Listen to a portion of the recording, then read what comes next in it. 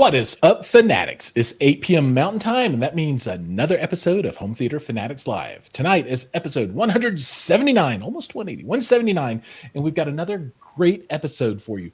Joining us from Indie Audio Labs is a couple of guys that I just adore. These guys are awesome, and they make really, really great products. You guys didn't know it here. I love you guys just so much. Love you too, Jiles. Rick and Theo. I'm sure you've seen them on the show here before, and they're joining us again tonight. And as always, I'm super excited. Gentlemen, welcome. Hey, thanks. Thanks for having us. Yeah, no, glad to have you. You know, it's funny. Your products come up in my photographs and Instagram and whatnot all the time. Mm-hmm. You know, I put them up like right on top of my living room area, so that they're in everything, and for good reason, because they're super awesome. But before we get to that stuff, and we'll talk about product and all that kind of stuff in a bit, I want to catch all the new folks up to who you guys are and who Indie Audio Labs is, and also your brands, Acurus and Aragon, as you can see one of them on the t-shirt there. So Rick, you're on top of the screen, so let's start with you. Sure. I'm Rick Santiago. I've been doing audio stuff pretty much my whole career, and co-founded Indie Audio Labs back in 2008 with the guy in the square below, Theo Moore. And my background is electronic engineering, and I'm from the Midwest, and I'm also a part-time musician. Saxophone, right? Saxophone, and I like to play jazz and various other things, and kind of left brain, right brain balance kind of thing going on. Yeah, if people want to see you play, don't you typically play at Cedia? Yeah, actually, we're talking about the sets for Cedia this coming September. So yeah, we're working on that, and yeah, I'd love to see some friends from the industry out there. So yeah, I just hope people come at all. You know what I mean? The last year, I didn't even make it last year, and it was kind of small. But I think this year it's going to be back with a vengeance. I think so too. I think, Texas does everything big, so let's see if it's follows suit with Cedia. Yeah, sounds good. Theo. Yeah. So who are you, and why should people care? Right. So I'm Theo Moore, also a co-founder of Indie Audio Labs. Background is in physics. Started the company with Rick, too many years ago to count now, but we won't talk about that. We'll just talk about all the good times. So basically, I'm the CTO. So sort of take care of some of the forward-looking kind of stuff in the products that we're doing, and also just kind of look at how we're manufacturing them from a design perspective and things like that. So yeah, and I've got this whole list of topics to talk about, but one thing, before we move on to who is Indie Audio Labs, you just mentioned manufacturing, and I think this is one area that distinguishes your company from a lot of the other folks that compete in your space, and that's where you manufacture your goods at, right? So, and we're going to talk about manufacturing goods too, but so you guys are a US based manufacturer, is that right? That's correct. Yeah. I mean, Indianapolis, actually. Right on. That's a rarity these days. I mean, off the top of my head, I can't think of anyone else producing processors in the US. I mean, it's very uncommon. So I applaud you guys for that. That's really, really cool. Yeah. But your company, the container company, I guess the owning entity is Indie Audio Labs, and then you have brands inside of that, and that's Acurus and Aragon. So what distinguishes those two brands? Because I think that's evolved over time. So what is it today? What's the difference? Well, really, Acurus was the brand that we led with when we started the company back in 2008. Acurus was a value high-end brand, and at the time that we sort of brought it back to market after it had been, in hold position, so to speak, when Klipsch owned it previously, when we brought it back to market, we really wanted to make it a go-to solution for installed home theater. And so, meaning processors, amplification, and everything that goes along with that. And so that's how we focused Acurus. Aragon, prior to that, had been mostly known for 2-channel, high performance, high end listening. And we kind of decided to start in that position as well with Aragon. And so we brought back some of the classic models with updates to the design to introduce our new technology into them. And so Aragon became sort of the penultimate performance 2-channel drive any speaker on the planet type of brand, and reference type system for 2-channel listening and even studio usage and things like that. Whereas Acurus became sort of our go-to brand for high-end and residential cinema type stuff.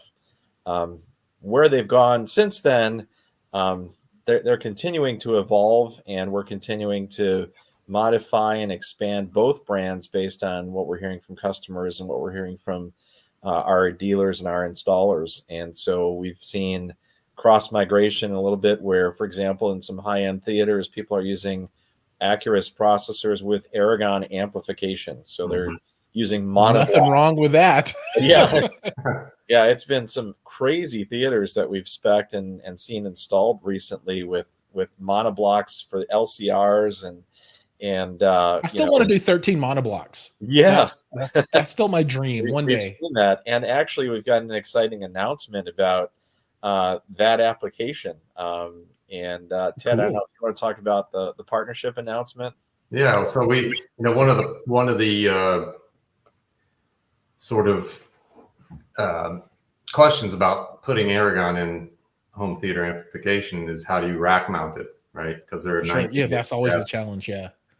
So they're big dudes. So Middle Atlantic actually has partnered with us to create an Aragon specific rack mount kit, rack mount products with a kind of a in the gap between amplifiers. They've got this really awesome V-cut faceplate. So the whole rack just looks extremely well designed. And they have special rails that go on a normal rack that allow you to mount these the rack plate and also the gap cover. So they're really, really cool. So we're going to announce. Is that for Iridium? And then those things will, hopefully timing wise, as far as them being available to purchase, that's a little bit TBD, but it's not going to be that much longer. It's literally going to be a matter of weeks. And yes, it's available for iridiums or titaniums. Ooh. So yeah, now you can rack mount easily an Aragon amplifier. So go nuts, people. Yeah, so you need the iridiums and get them in the alternating notch on each side, right? And have them coming up. Oh, that's cool. Yeah, I've got I actually run a Middle Atlantic rack in my theater. So man, great products. Yeah. Whenever the lotto gets back up to $1 billion and and I actually win, because I bought my 5 tickets. I paid the not so smart person tax on that, as my wife calls it. I waited for the numbers to come out, and I got 2 numbers out of 5, so I was close. Yeah. So, but that'll be my first splurge purchase of something that's completely ridiculous but awesome to do. That's gonna, man. And I know there are people that likely have that system built already, and man, if when you talk with whoever those customers are, get a photograph of that, because I would love to put that out for the world to see, because that has got to be an amazing stack. I mean, just man, that's very, very cool. And then a dealer in Chicago that's going to be installing one of the first systems like that within the next month or so. That is outstanding. Photos of that. Man, that is a lucky or blessed, or however you want to think of it, successful customer. So good for them. That's dream level kind of setup kind of stuff. That's really cool. They're going to hear things in the movies and music that they've never heard before. It's really going to surprise them listening through those amps. I see. I agree with that 100%. And this is a topic that we get into every once in a while here, really, which is the value of all the different channels, including all of your height channels. Mhm. Especially when you start getting to larger channel counts, 16 and up, that kind of thing. And I see a lot of people that move into territory of, well, for Atmos and maybe surrounds, I don't really care so much, right? I want a really strong left and right. And, to my ears, that point of view has all kinds of issues all the way around, right? Because, content today for surround and Atmos is very rich. There's a lot going on, right? There's a lot of information there, and the vast majority of your vocals will be in your center channel, right? That's where most of your dialogue is. Mhm. So that arguably is the most important channel in the entire system, really. So from my point of view, I think people who look and design at these systems with a critical eye toward all of the channels is really the most successful when they're trying to build this higher end theater, right? Yeah. And Yeah, the that's true. amplification absolutely plays into that. You don't want to have, 400 by 3 across the front and then 50 by whatever on Yeah. everything. It's Yeah. just, That's right. Yeah. it doesn't make a lot of sense. Yeah. Okay. Yeah. Before we go into the next topic, I want to take a moment and call out a few people in the crowd here, and they're going to have a number of questions for us. Dan Black is with us, and he's got questions around Aspect, and we can get to that in a little bit. My Mail has joined us, Double A. Jim is with us, and I always hack his last name up, and I always feel guilty about it after the show. And I want to call him Jim Spinderino, and that is not even close to how his name is pronounced. It's And Sprendio. Sprendio. So, Jim, It's Italian, I think. please accept my apologies for these last 6 or 9, 12 months or whatever, where I've always said it wrong. So I apologize. Joey is here with us, and you guys know Joey. He's part of the family there. He's not Italian, I don't think. I don't think well, Peacock doesn't sound very Italian. No. Hi-Fi Haven, another guy in Colorado here is with us. A bunch of people are coming up as Facebook user, so I can't really see who you are. And everything is just scrolling off the screen. So Aiden Moore, I think he's new. He loves Aragon. So I think we know who Aiden is, right? Right. He's supposed to love it. So we'll come back to some of these questions as we move through. But one of the things that always comes up, at least in recent conversation when I talk with manufacturers, are the challenges that have been faced over the last few years. And it's very similar stories of we need this thing and we can't get this thing, and it creates these challenges. I'm curious, what has your experience been over the last 2 years trying to run a business when you can't even buy the stuff that you need to produce goods with? And then other things that I'm sure that I can't even think of because I'm not in your shoes. So, how's it been? How's it been for you guys? It's not for the faint of heart. I'll put it to you bluntly, right? It's been very, very challenging. And it's exactly as you say. You have a part that was formerly available and possibly in many thousands. It's just not there, and might not be there for 2 years. Literally, it says 24 months. That's when it'll be back in stock. Now, is this like at the chip level of component, or is it everything? Primarily at the chip level, and then we also have something. There's things like digital power supplies, LCD screens, and things like that. We have full color LCD screens on our processors, touch panels. So those, and then you might go back in a month or two, and then there's a supply, and you have to jump on it as fast as you can. So it's been challenging, and for us as a small company, our advantage, we really have 2 advantages. We have more than that. I'll talk about 2 of them. We actually had a cache of parts. We still have a large cache of parts. So in some cases, we're able to, consign to our board manufacturer. All our boards are made in the United States. They're actually made in Silicon Valley. So when our board manufacturer, and these are our custom boards, the ones that we design. When they need some parts, oftentimes we have them. The other option is that if you're small and nimble, you can do redesigns, right? So you can do replacements and that kind of thing. Right. You can do minor board spins to use a different part that does the same thing, but it's available, for example. Maybe in the same family, and you have to look at memory allocation, stuff like that.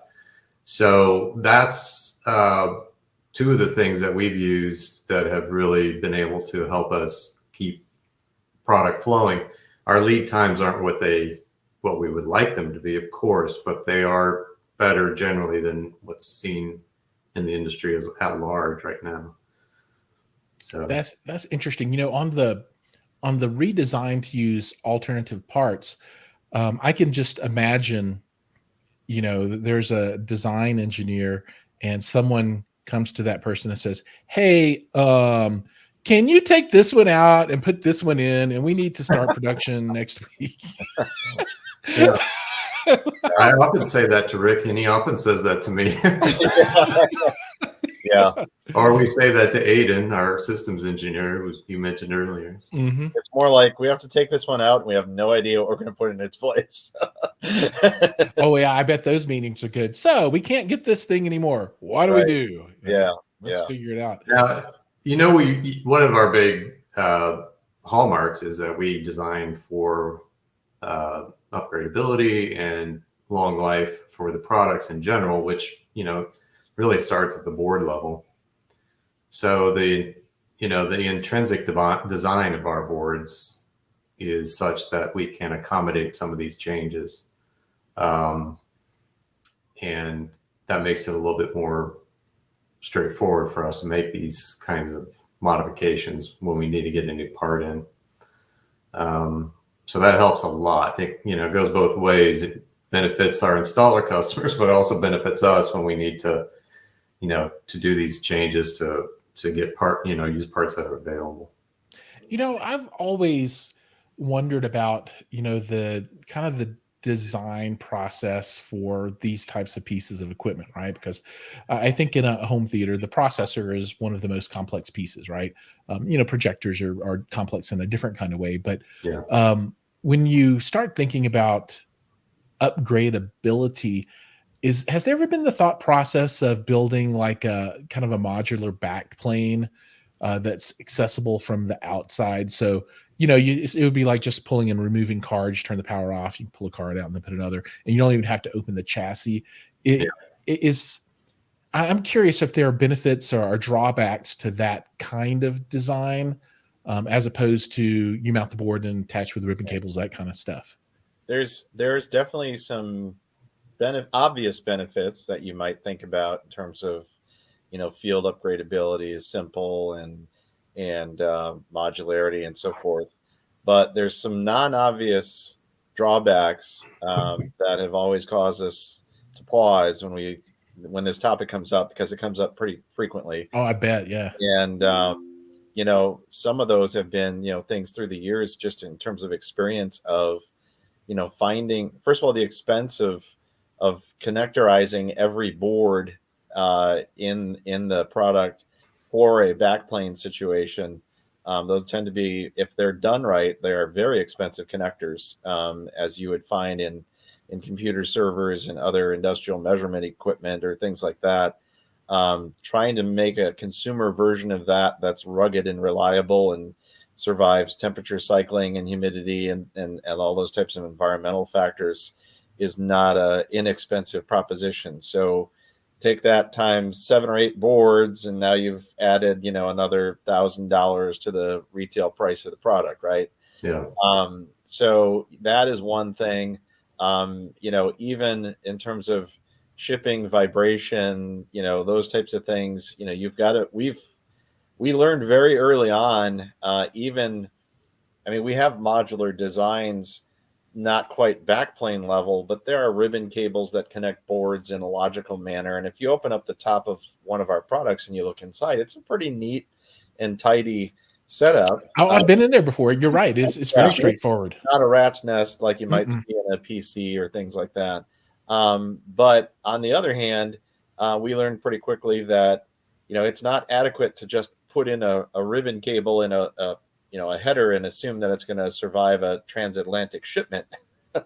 Because, on the other side of the ocean, after being bounced around with DHL or whoever, not picking on anyone, but, things happen and connectors get disconnected. So you have to take extra measures with locking connectors and RTV and Loctite and other things Right. to ensure fasteners don't move and so forth.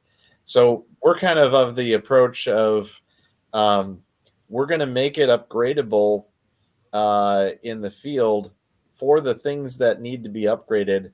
We're not going to make it so easy that you don't have to take it out of the rack. I mean, frankly, you probably will have to pop the top in order to upgrade it, but the benefit of that approach is, as it stands and as it ships and as it goes into your installation, the thing has been bolted together and put together like a tank. Right. So sometimes putting something together, like a tank and having it, nicely, having card slide out and so forth, unless you're talking space shuttle mil spec stuff, it's just not cost effective. No, that makes a lot of sense. Yeah. So from a customer point of view, and maybe this can help people understand how they work through this process. What are the pieces that are field upgradable? Well, let me rephrase that. What are the pieces that are upgradable by someone, whether you take it into your reseller and they do the work, or whoever it might be? And that would be my assumption. What does that process look like, and which pieces can be upgraded? Yeah, that's a great question. Really almost everything. That is a awesome answer, and I'll get into that when you get done talking. But go ahead. Yeah, so we have main system boards and audio boards that are easy to pull out and replace. Any kind of mechanical piece that needs to be replaced, it's relatively straightforward to replace. The classic example is the Act 4 processor. We offer a complete overhaul upgrade option for someone who bought a first gen Act 4 back in 2016. So that's 6-7 years ago. That can be completely upgraded to a modern generation 20 channel Act 4, identical to what we're rolling down the assembly line now, without having to change the chassis and a couple of the main boards in it, because they're still exactly as we designed them. But we can upgrade the main processing boards and some of the other interface boards. The main focus usually is, just about any processor. You might as well, get it in your mind that the HDMI subsection has got about a 2-year life to it. That makes really sense. not more. And so you really do have to think about doing upgrades to that section. Now, many products don't have that as an upgradable section, so you have to change out the entire product, or just put up with the blips and blurps that happen over time as HDMI moves on and those chips didn't. Right. Absolutely. But DSP is another area where, it's often a little bit more behind the scenes. You don't read as much about when folks like Dolby or DTS are updating their algorithms and their firmware, but that does happen relatively frequently. And it's roughly about the same time frame. It's about a 2 to 3 year time cycle for those technologies. And sometimes you can handle it with firmware updates, but other times, as those things progress, there are additions or enhancements, like additional channels added or new decoding algorithms added in. And that sometimes exceeds the capability of the built-in DSP chip, on a module on a board in a processor. So we have that as a module as well. That's a modularized thing where you can take a 300 megahertz processor and remove it and put a 1 gigahertz processor, in the same, unit that you bought 5 years ago. So what I'm hearing is that there could be a whole aftermarket product genre that grows up around your processors, where people like, Yeah, I got this 1.2 gigahertz chip right Yeah, we here. haven't done any of the overclocking stuff yet. Not This sure we want to this open one right that can here. of worms. Yeah, this gets rid of all the artifacts. I mean, there's no pixels. This is the good stuff. That's Now, right. so Hey, we go ahead. can get a good deal on silver faceplates for the Act 4 too. Ooh, now that would make it really stand out. Has there really ever been a silver Act 4? There have I've been never a few. seen one before. Yeah, they're custom order. That's swanky. That's swanky. Yeah, and well, just to go back to the original conversation, which was Aragon, that was done to provide a processor for a whole theater of Aragon amplifiers. In fact, and Deirdre, our communications director, reminded me this the other day about the Tower of Power that we talked about. Gosh, I guess that was like 3 or 4 years ago, which was an Act 4 sitting on this gigantic stack. I think it was a 12.1 tower? Maybe it was more. It was ridiculous. Yeah. But we called it the Tower of Power. So because Aragon comes in silver and black, we had to have a silver version of the Act 4 for those customers that wanted that, an all silver Aragon stack. That's outstanding. I mean, going all silver in a AV rack for home theater, that's a bold choice, because I don't think I've ever seen a full silver before that's got every component in silver. That's pretty cool. Yeah. I want to circle back around to a comment I made though about upgradability, and this is a pet peeve of mine, and it just really annoys the snot out of me. For the reasons, Rick, that you put forward, when things change in what I would call a commodity type processor, AVR, really, you have no recourse, right? You can't upgrade those, and I call it the you can call it the escalator or the treadmill of AVRs. Mm-hmm. You put it down, right, and it slowly moves off, and eventually just falls off the back end. Right? You can't pick it up and put it back at the beginning again, right? Yeah. And with yours, you can pick that thing up and put it back at the beginning again. Yeah, that's a good analogy. Yep. Yeah, the investment that you make in your processor can grow with you potentially, right? So, people that had the original Act 4s, they were 16 channel, right? And now they're up to 20 channel. And, maybe one day you guys will be like, we're going 32, boys, whatever, who knows? But HDMI is going to change, and that's going to be something that happens.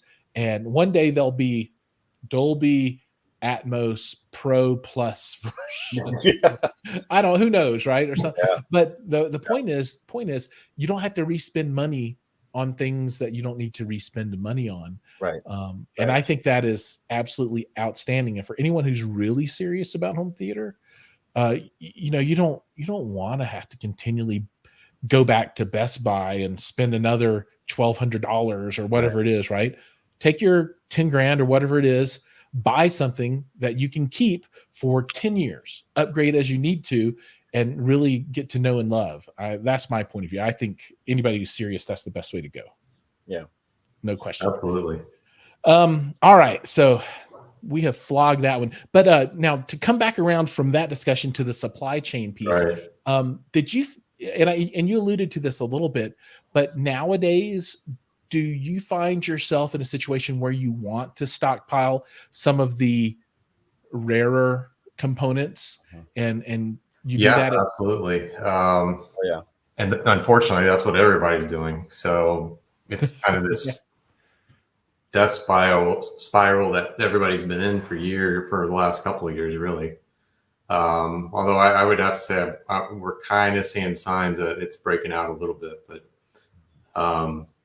but yeah, when you come across a significant number of parts, you have to grab them, because if you wait until the next day, they can be gone. So we do that strategically on very key parts that we know are probably going to be, when they appear, are probably going to be, sucked dry immediately. So we make those buys when that happens. It's so unpredictable. The biggest problem with this whole supply chain thing, Jiles, is it's just unpredictable. Sure, I can see that. I could walk in tomorrow and there's 30,000 of this part and think, Okay, that's good. And literally 2 days later, there's nothing. And you Sure, don't it was kind know of like the housing which- market for the last 2 years.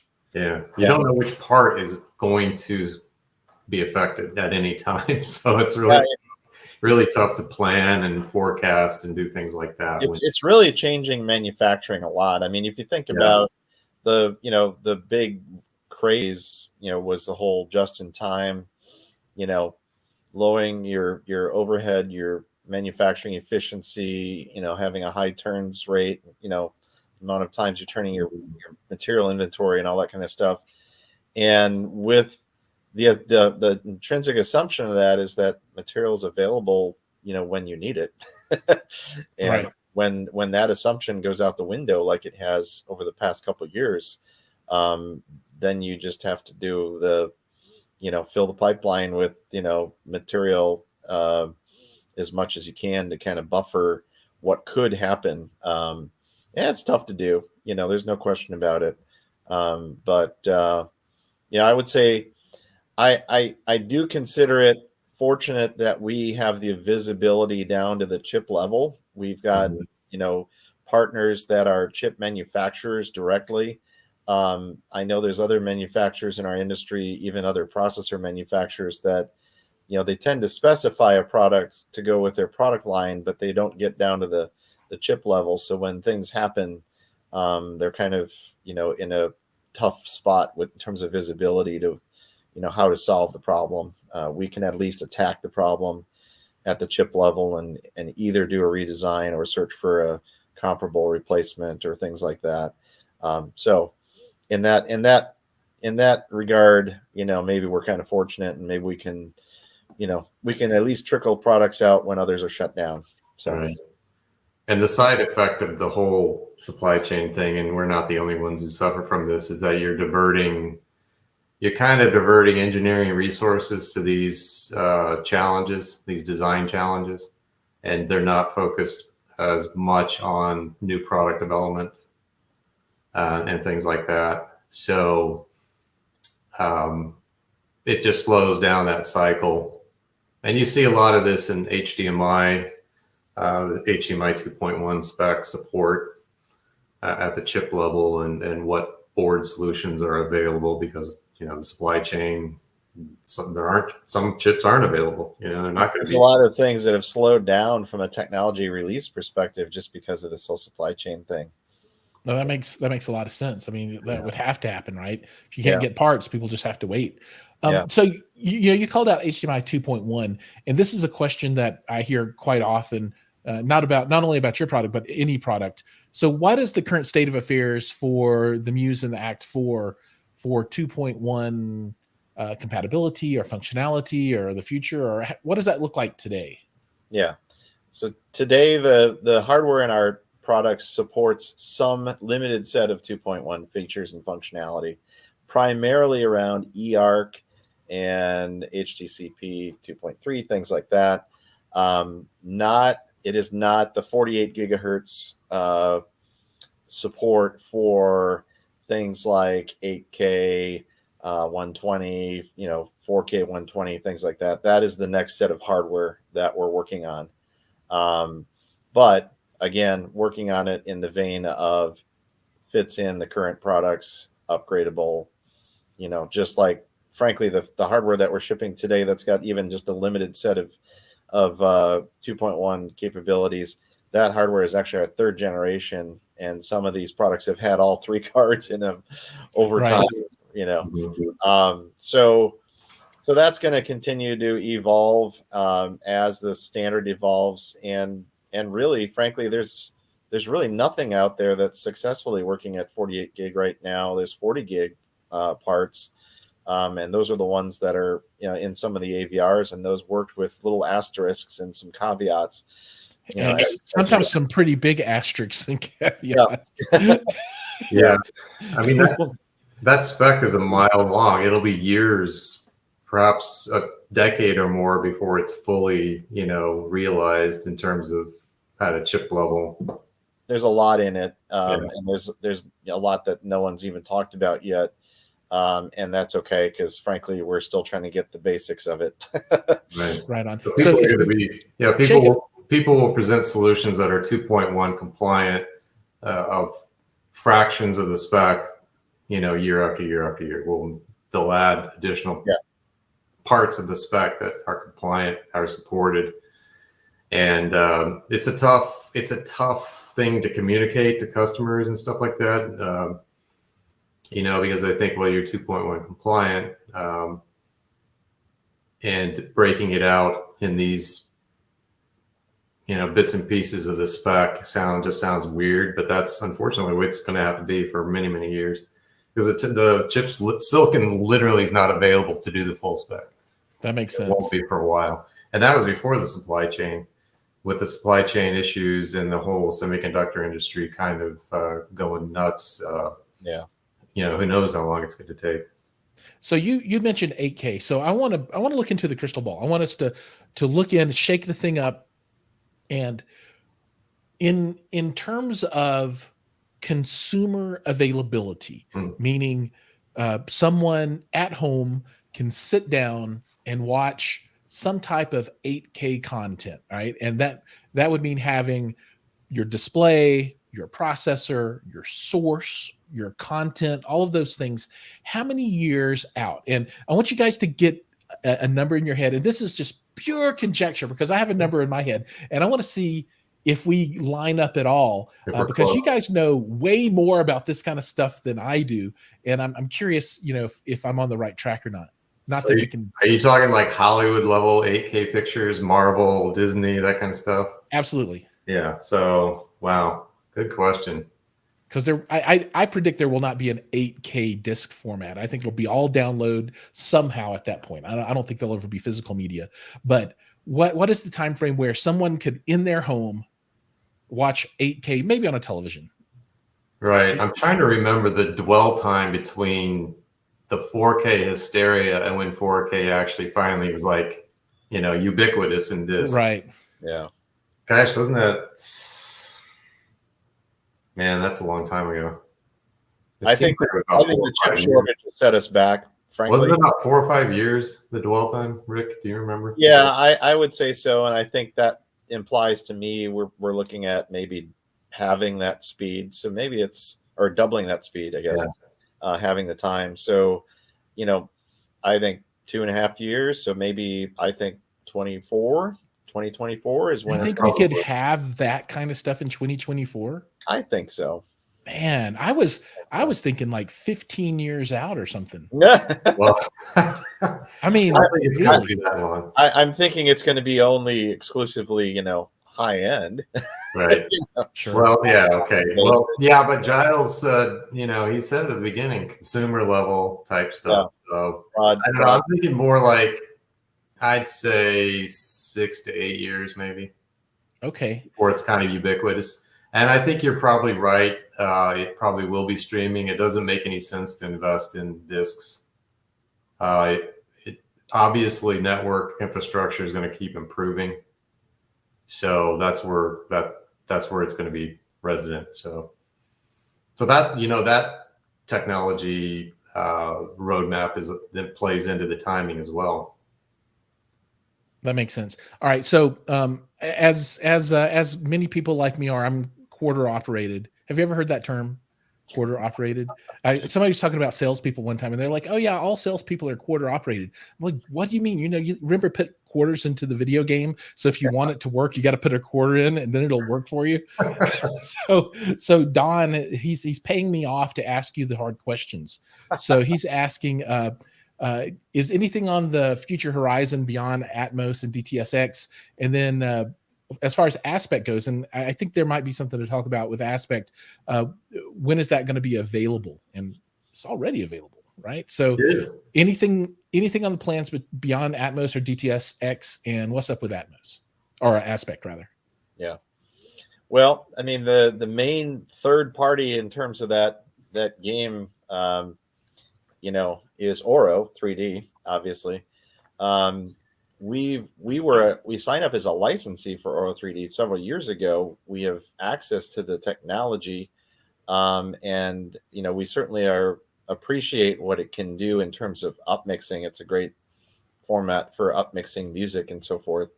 But it hasn't gotten enough traction from our estimation on the movie, native encoding side of things, to warrant adding in the codec licenses and the additional complexity in the interface to do that right now. It is something that has been on our roadmap for a while, so I'm not going to be able to give an answer as to when that's going to happen, especially given the fact that Oro right now is under a bit of a sort of a refresh, I guess. Well, aren't they reorganizing like Chapter 11 or something? Yeah, I guess I put it nicely, but yes, yeah. There's probably a little more chaos than I gave the impression of, but yes. It'll be interesting to see what shakes out of it. Yeah. That might be a conversation we have with them at CEDIA. Yeah. Because they often stop by and talk to us. We're certainly open to it, but it is not something that has, bubbled up into a priority, which is based pretty much on what, sort of a majority of our installers and our customers are asking for. And so, but that can change. And, we're open to it. I can't give you a time frame though. Yeah. So from my perspective, and I don't know how representative I am of the larger market, but Aura 3D, I've never used it for anything except to turn on occasionally in the past and upmix some music and say, oh, that's kind of cool. And that was the end of it, right? I just, it's not a feature that, so if I were driving the boat over there, that wouldn't be on my roadmap at all. I'd be like, we're doing other stuff, right? Yeah. So I don't know that from my perspective that it makes for me, it wouldn't make any difference. And I think there are a lot of people like me that are like, I think there's some people though that I think they get caught up with I want a lot of check mark boxes checked. So look at this Marantz AVR, it can do RO. Why can't this thing? Yeah. Who cares, right? From my point of view. Now, I might care more about things like IMAX enhanced and that kind of thing. So, if I were saying, hey, what's cool, that seems like a more kind of cool situation. Yeah. Let's talk about Aspect a bit, right? And before we leave that, I will say that IMAX enhanced is something that is on our radar and we have put some effort into, and that is something that I would expect that we'll be able to announce within the next year for sure. Oh, that's exciting. Yeah. And so is that firmware or is that going to be hardware? Or do you know yet? It's actually probably going to be both. So yeah. Right on. So that would, maybe you can so that would be processor board, right? Mm-hmm. Right on. Look at me. I'm able to talk product now. I feel like a pro. All right. So let's talk about room correction, or rather DSP, to make your room sound less bad. Yeah. Right. Aspect, in other words, with a big EQ in it. That's right. That's right. So what's the current state of the situation there? It's available, although the supply chain has really, been a tough one. We've played whack-a-mole between microphones with converters that are unavailable and mic boxes that are completely unavailable. And we've been sourcing them from hither and thither. So, there's not as many in the field as we'd like. We got a lot of back orders that we're still filling. But it has been, it's been real positive. The folks that have used it have been able to tune rooms and get a great result. It's a complex system. There have been, learning experiences as you go from, different corner case theater combinations that you never expected to see. You learn things, and especially in a system that's so automatic, it has to be able to adapt to so many different types of systems and rooms. Just putting all the firmware into it that gives it the intelligence to adapt in every situation has been an ongoing thing. And so there's been a lot of firmware updates over time, ongoing, since we launched it, which was basically, a little over a year ago. But I'd say overall, the promise has been very high. The reception has been good. And, the question I think that you got in the chat room is, hey, when's the consumer version coming out? And that, there's a couple things that underlie the question. One of them is the fact that Aspect is not an inexpensive system, as we know. It is designed. It wasn't designed necessarily for the DIY person, although we've had a few DIY sales, frankly. Sure. It was designed specifically for the installer who drives a truck and rolls in and sets up that system, and previously had maybe a collection of microphones and a computer and some proprietary, tuning software that they used, that they spent hours and hours, maybe a couple days to set up and tune a room, or someone on the other extreme who didn't have any of those tools and relied on whatever came in the box with the AVR, and now they're stepping up into separates for the first time as a professional and saying, I want to up my game. How do I get into calibrating a room that's at a higher level with separates? That's kind of the target customer for the initial Aspect system that we developed, and that's who we've been focused on. And that's why it's a comprehensive system that's fairly expensive, and part of that expense is going to yield dividends in terms of time savings and consistency of results. It's a tool for a professional. Now, for the consumer, it's a service that they can offer to their customers too. Right. Sure. Now, for the DIYer, we are not ignoring you. We've got some ideas that we've been, shooting around some whiteboards at the labs about ways to, create a version of Aspect that may not be as hardware intensive as the kit that we sell to the installer, but maybe has a lot of the features and benefits and core algorithms built in. And it might take you a little bit more time to tune than the professional kit, but it'll get you 90% of the result. So that's something that I'm not at a point of saying, when that's going to be launched, but that is something that we're thinking about as a next step to expand the Aspect capability to more of the DIYers, or the, something that the end user can own to periodically tune or retune their system. That is right. Yeah, and I think that's really outstanding. I would love to see that product come along, because there are people like me who change things all the time. Mm-hmm. Right. I wish at some level, I wish I was the person that, set things up once and then never changed it, and, kept it for 5 years, and then I'd make a change, and then I keep it another. Your family may wish that as well. Who knows? I think so. I think my kids are good, but my wife, I think she would prefer to have some druthers. But I change things all the time. So that sounds very, very appealing. And I think that'll be great for, a completely different, it'll open up the product to an entirely new segment of customer for you. Right. So there's a niche of customers that's a hard requirement, right? And they're just, without this, I just can't buy this product. Right. So that's going to be super awesome. And who knows how big that market is? I have no idea, but whatever that is, I think you'll be right in the middle of it when that comes around. Yeah. So okay, go ahead. I'm sorry. No, I was just going to say, we've heard that request before, so thank you from the chat room. All right, so an Aspect is a product that will keep evolving, just like we do with the processors and any other product that we sell. So that's cool. You just have to come out with like a really weird looking microphone, like one of your competitors have. That's the differentiator. It's just the weird looking microphone. And I would I'm going to answer this one for you guys. No. Did I answer it correctly? Any thoughts of adding Dirac? Yeah, I mean, it would be it would be like it would be tough to do from a standpoint of licensing a technology that has some overlap with our own technology. I mean, that's unfortunately there's really no need to do that. Not going to happen.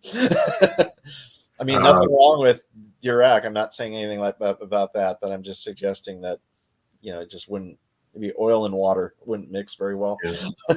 I mean, we are at the core an audio company. So for us, this is a product that meshes with everything else what we do. And we can control it. We can improve it. We can develop it into a whole host of new products. So there's just no way to use any other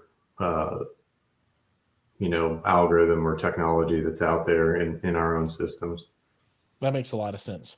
All right, now we're talking about stuff, and there's lots more stuff on the list. So I want to kind of touch on these last items that you did want to touch on before we run out of time.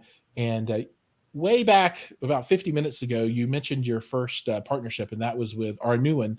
That's with Middle Atlantic. But you're also working with Snap One now. And I think they're probably a group of people that never heard of Snap One before. So maybe you can tell us a little bit about what that partnership looks like and what it's for and all about. Sure. Snap One is they're a company that is basically become a real go-to supplier for a lot of our customers, which are the CEDIA channel installers, the pros that are installing systems in home cinemas and distributed audio and home automation and things like that. Snap One has become a real relied on partner for those folks. They're providing some of the products that are homegrown from the Snap world, as well as third-party products. People would have heard of probably Control4 and realized that Control4 was acquired by Snap, a few years back, and they folded that into the ecosystem along with Triad loudspeakers, one of the bigger loudspeaker companies in the home cinema custom theater realm. So, along with that offering, they really had a gap in the high performance separates area for theater, and saw Acurus in particular as a great way to fill that gap and provide those products to those customers. So we were all about that because, frankly, it's a way to help grow our company and to provide access to our product to a greater number of dealers and in a shorter period of time. When we don't have the ability to build warehouses around the country and put our products in, but if they've got that ability, that's good for our customers and that's good for everybody. So we're excited to be working with them. They're based out of the East Coast. They're in Charlotte area, and a really good team of folks over there that we've gotten with and worked with a lot up to now. So that it basically means broader availability of Acurus products and probably some name recognition out in the market that we were not able to get just organically through going to trade shows and things like that. Now their whole network of dealers and installers is becoming aware of what we have to offer. So that's pretty exciting for us. That's super exciting. And I had Snap One on the show maybe a year ago, something like that. It's been a little while. Mm-hmm. During that time, I've been trying to decide on what control system I want to install in my theater. And maybe this just makes me go Control4, right? Just keep it all in the same family, so to speak. So maybe that's the way I'll roll with it. We support a lot of different control systems, but frankly, C4 has been one of the systems that we've supported via programming drivers in-house. So we write our own drivers for C4. In fact, we're working on a full certification with them through Snap. And so therefore our drivers are going to be available through the C4 library and distributed, right as you install a C4 system. If there's an Acurus device in the system, it'll just pop up automatically and it'll say, hey, you want to install this? Sure. Click on it and it's connected. That's awesome. Yeah. So I've got to find the secret sauce of a controller that'll work with your processor, a Seymour masking screen, kaleidoscope, and my janky old Insteon lights. So whatever that is, that will let me sit down and push the button. It'll pull the aspect ratio off of kaleidoscope, and it'll, if it needs to reset it down to 69 or whatever. That for me, that's obviously turn everything on and all It's a big world. Somebody must have done that by now, right? Yeah, that seems like a problem that's been solved already, and I bet C4 in their infinite wisdom has a good methodology for doing that. But that's my dream. I've always just wanted to sit down, push the button, play the movie, and then the lights come down when the movie starts, and then the screen auto masks. And I've got all the pieces in place now, except the control tool. Yeah, there's no question that control systems are really easy to get used to in a context of a theater. I mean, just single button, pushing to play something is very cool. Yeah, absolutely. All right, we've got 4 minutes left in the show, so gentlemen, I'm going to let you choose what we talk about, because you wanted to talk about your new facility, and we were going to talk more about products and Aragon. So what do you want to talk about with our last few minutes? So we can go over if you want to. I'm okay with that. Yeah. Well, I guess we are excited about some expansion in our facility. So we're at a point where we're kind of elbows to elbows again. We've reached a couple different milestones along the way.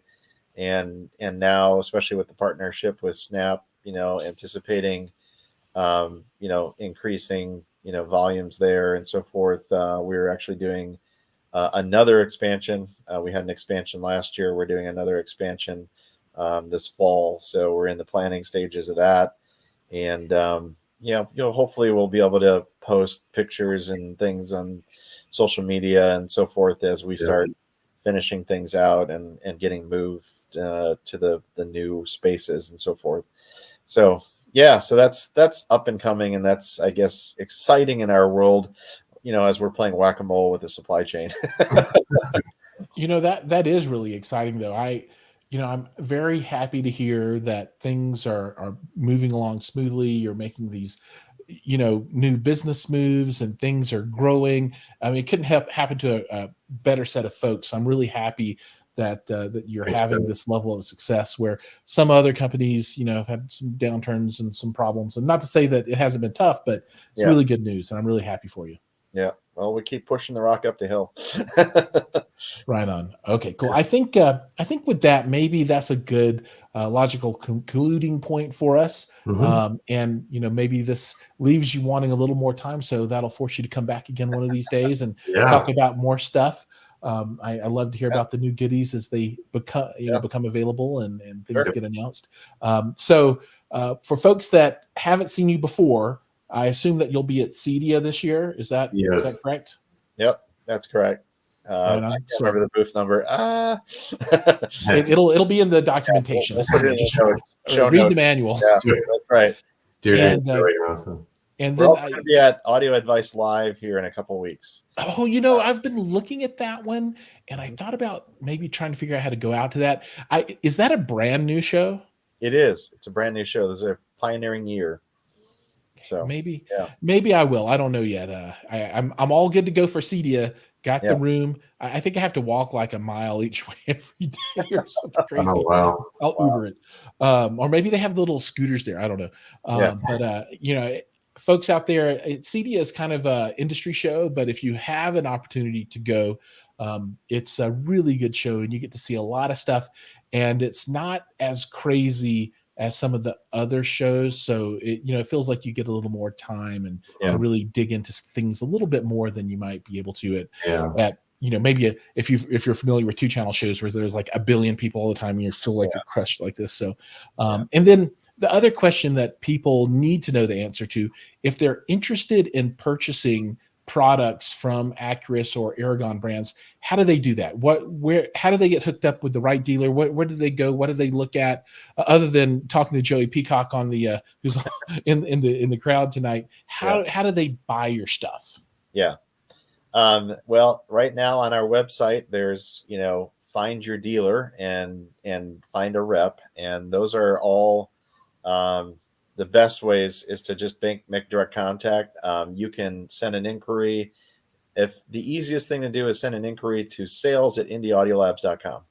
Or sales@acurusAV.com. And it's like somebody threw a hand grenade in the office. Everybody jumps on it. So they're like, "We got a live one. Push the button," and the red. And you can always post on any of our social media accounts and things like that as well. So but we have a growing number of good dealers around the country, and if there's nobody near you, then by all means contact us directly, and we'll facilitate it one way or another. That's awesome.